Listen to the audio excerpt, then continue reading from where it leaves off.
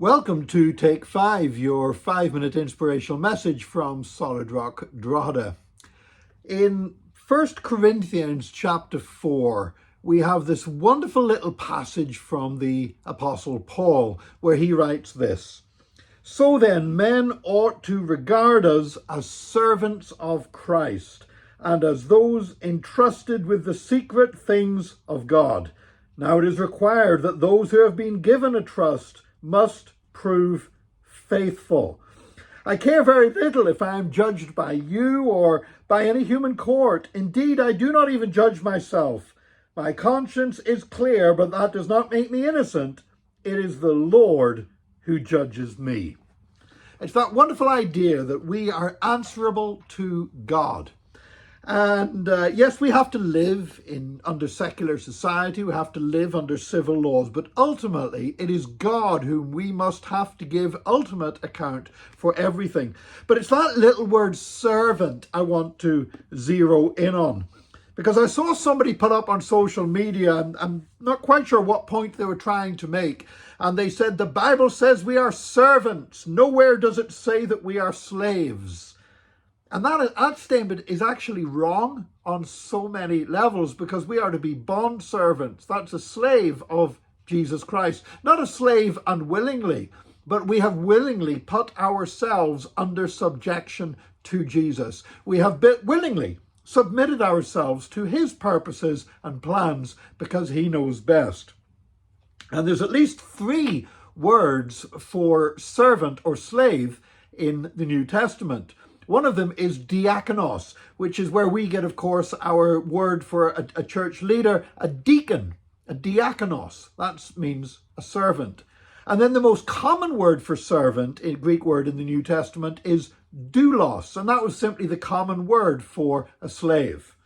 But here in 1 Corinthians chapter 4, verse 1, it's a different verse, and I've got my Greek New Testament in front of me now, and it says this. It says that men ought to regard us as servants of Christ. And it's a very specific word. It's hyperetas. Hyperetas. And that's made up of 2 parts. The etas is talking about rowing. It's somebody who rowed a boat. And the hyper is under. So it is an under rower.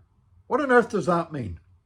Well, if you can imagine back to what ships were like in New Testament times, the Greeks had these ships and the Romans as well, where, yes, they had sails on them for whenever they could catch the wind, but they also had oars.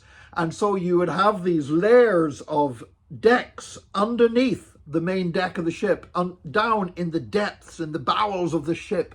You had these lines of rowers, and you had these. Now, in the Greek, classical Greek, they were free, so they were naval sailors. They were not slaves, but of course the Romans had galley slaves who would actually row the ship, and that was their job. They were chained to their oars, and they would row the ship. And this word hyperetas is literally the under rowers. It's the galley slaves. It's those who were below decks in the ship that were if you like, the engine of the ship that would row.